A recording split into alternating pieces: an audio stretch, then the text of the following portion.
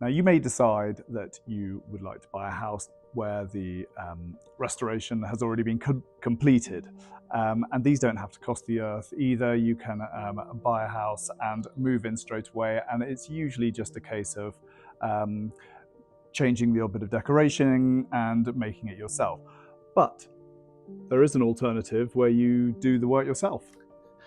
If you do want to do work to a property, as I said before, there are varying degrees of restoration, i.e. taking a property that's perhaps been empty for 30, 35 years and needs quite a lot of work, including a new roof, then you are looking at investing some money.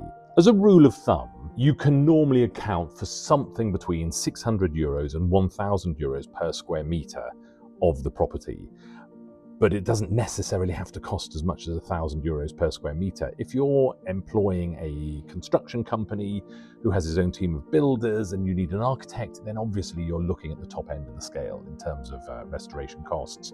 But you can get labourers here for as little as €11 an hour. So if you're brave enough to do the work yourself or plan the scheme and decide how you want your spaces to work, and you want to project manage yourself, then actually restoring a property here doesn't have to be that daunting.